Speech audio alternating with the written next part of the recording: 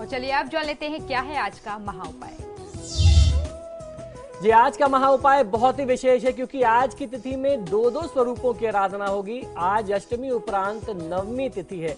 दो स्वरूपों की उपासना एक साथ ही आज करना है। तो आइए जानते हैं विस्तार से कि किस प्रकार से आपको आराधना करनी है। सबसे पहला अष्टम स्वरूप जो है वह महागौरी का स्वरूप है। माँ दुर्गा जी का आठवां जो स्वरूप है उसे हम महागौरी के नाम से जानते हैं। आठवीं महाशक्ति हैं। इनका जो वर्ण है अर्थात इनका जो रंग है वह पूर्णतः गौर है। इस गौरता की उपमा जो है वह शंख, चंद्र और कुंद के फूलों से दी गई है।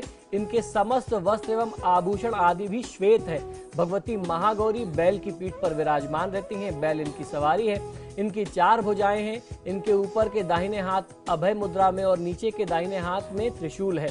ऊपर वाले बाएं हाथ में डमरू है और नीचे के बाएं हाथ जो है वह वर मुद्रा में उठे हुए हैं। इनकी मुद्रा अत्यंत ही शांत है, जिसको देख करके मन को शांति प्राप्त होती है। दुर्गा पूजा के 8वें दिन महागौरी की उपासना का विधान है। इनकी शक्ति अमोघ और अत्यंत फलदायिनी है। इनकी उपासना से पूर्व संचित जो भी हमारे पाप हैं वह विनष्ट हो जाते हैं। उपासक सभी प्रकार से पवित्र और अक्षय पुण्यों के अधिकारी हो जाते हैं। तो आज की तिथि में इनकी आराधना तो आपको करनी है। साथ में क्योंकि नवमी भी लग रही है तो अब जानते हैं नवम स्वरूप अर्थात माँ सिद्धिदात्री का क्या स्वरूप है और उनकी पूजा पाठ आपको कैसे करनी है। माँ दुर्गा अपने 9वें स्वरूप में सिद्धिदात्री के नाम से जानी जाती हैं। ये सभी प्रकार की सिद्धियों को देने वाली हैं, इसीलिए इन्हें सिद्धिदात्री कहते हैं। आप ये समझिए कि आपने नवरात्र के 9 दिनों में जो साधना की है, नवमी तिथि वह विशेष तिथि है जिस दिन आपको अपनी इन 9 दिनों की साधनाओं का पूर्ण फल प्राप्त करना है। माँ सिद्धिदात्री 4 भुजाओं वाली हैं। इनका वाहन सिंह है और इनका आसन जो है वह कमल है।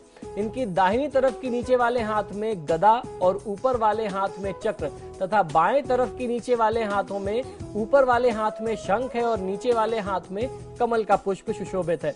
नवरात्र पूजन में 9वें दिन इनकी उपासना बहुत विधि विधान के साथ की जाती है और इनकी उपासना के साथ ही नवरात्र का ये जो महापर्व है वह समाप्त होता है। इस दिन माता सिद्धिदात्री की उपासना से उपासक की सभी सांसारिक इच्छाएं, जो भी आपकी भोग और जो सांसारिक वस्तुओं की जो अभिलाषाएं थी, जो आकांक्षाएं थी, आवश्यकताएं थी, वह माता की कृपा से पूर्ण होती है।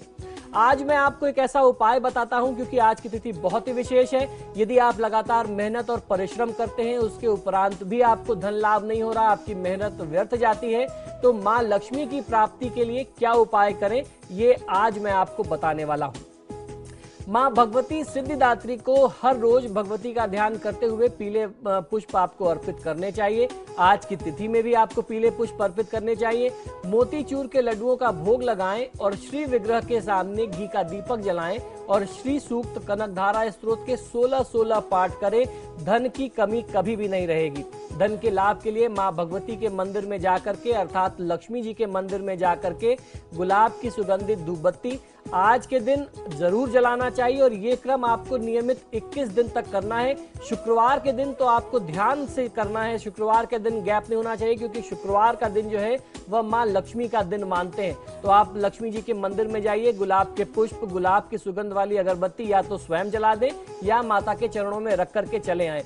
प्रत्येक शुक्ल पक्ष की नवमी को 7 मुट्ठी काले तिल आपके परिवार के जितने भी सदस्य हैं सभी पारिवारिक सदस्यों के ऊपर से 7 बार उतार करके उत्तर दिशा में फेंक देना चाहिए। जो व्यर्थ की धन हानि होती है, धन का बार बार नाश होता है, आपका जो संचित मेहनत से द्वारा संचित धन है, जो अगर गलत कामों में खर्च होता है, बार बार दवाइयों में जा रहा है, एक्सीडेंट में जा रहा है, कोर्ट कचहरी के मामलों में जा रहा है, यानी उसका सदुपयोग अगर नहीं हो पाता, तो ये प्रयोग बहुत ज्यादा लाभकारी है।